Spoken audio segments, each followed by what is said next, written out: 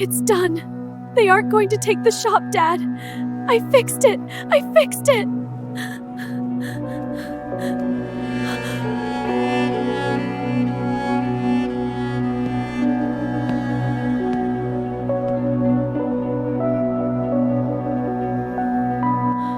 You drained $400,000 from our foundational trust. I expected to find you at a luxury dealership.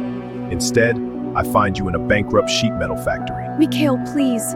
They were going to evict him today. My grandfather built this place. My dad was going to lose his house, his legacy.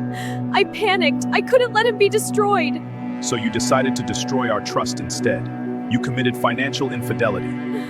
You forged my signature on a wire transfer to act as a savior for a sinking ship. You have an empire. $400,000 is a fraction of your quarterly returns. If I asked you, you would have looked at his profit margins and said no. I had to bypass your logic to save my family. My capital is a tool for expansion, not a life raft for generational incompetence. You robbed me of the choice to help. You treated me like a blind bank account. I know what I did is unforgivable. I haven't slept in 3 weeks looking at you, knowing I lied. I am so sorry, Michael. I am so sorry. Please, Michael, I can't just leave everything behind. Tears do not replenish liquid assets. Gather your coat. We are leaving this rusted liability. Walk to the car. Okay, I'll get my things.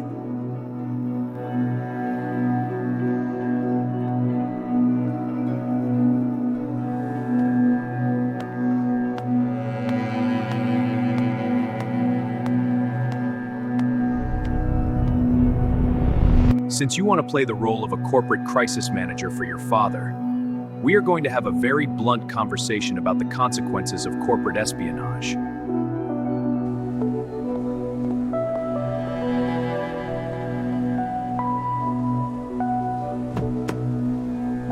Mikhail, I will spend the rest of my life paying you back. I will work 3 jobs. Just please don't hate me. I was just trying to be a good daughter. You succeeded in being a good daughter, but you failed the test of being a loyal partner. Get in the vehicle. I understand. Point 1. A failing business fails for a reason. Injecting $400,000 into broken management does not fix the disease. It merely delays the autopsy. I know. My dad is a terrible manager. He's too proud to adapt. I just couldn't watch him lose his home. Point 2. I could have restructured his debt. I could have absorbed his assets and kept him on a salary. But because you operated in the shadows, you exposed my portfolio to unvetted liabilities. You would have helped him?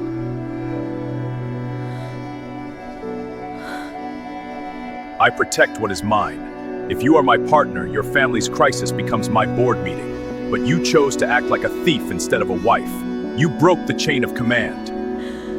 I was so stupid. I was so scared you would look down on my family for being broke. I ruined everything because of my pride. Fear makes people dangerous. A woman who hides a massive debt today will hide a catastrophic failure tomorrow. I require absolute transparency to build an empire. You're right. You are absolutely right about me.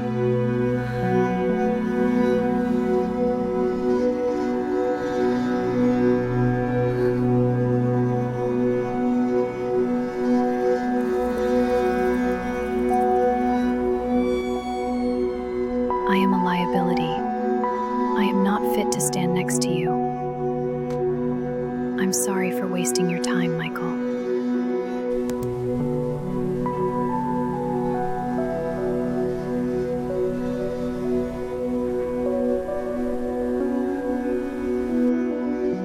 Accountability, a rare trait. You just surrendered the most valuable asset you possess without a fight. I didn't earn it. Just tell me how you want me to repay the $400,000. I'll sign whatever you want. Good. Because my legal team has been drafting the paperwork since I discovered the wire transfer this morning. Paperwork? You mean a repayment contract? I mean a complete restructuring. Step out of the vehicle.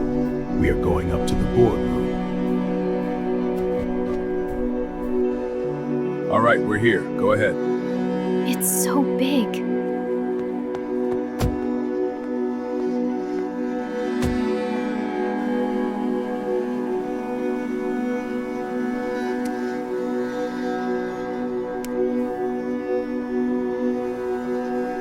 You acted like a rogue employee. Now you will learn what it means to be managed by the CEO. Walk to the elevator.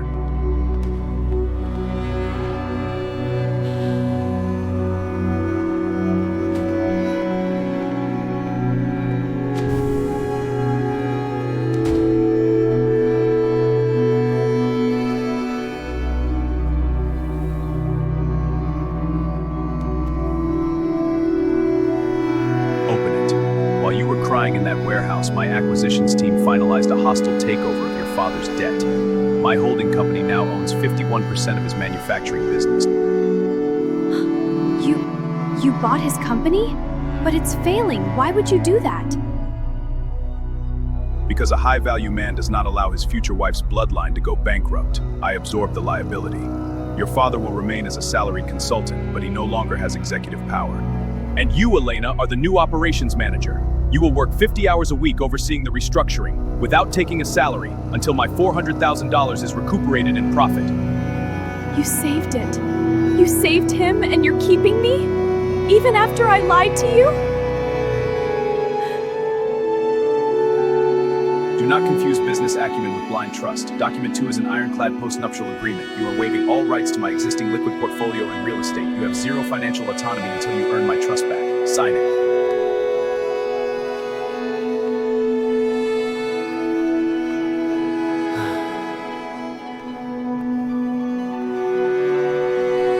It's signed.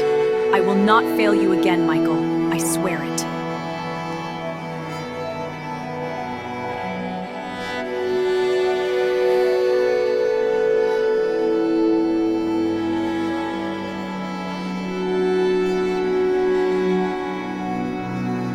Put the ring back on. We have an empire to build, and you have a factory to run tomorrow at 6 a.m. She expected me to walk away because she committed financial fraud. But she took absolute accountability and surrendered without a fight. Instead of dumping her, I acquired her father's company, stripped her financial power with a post-nup, and put her to work to pay off the debt. Did I make the ultimate high-value move, or should I have left her in the warehouse?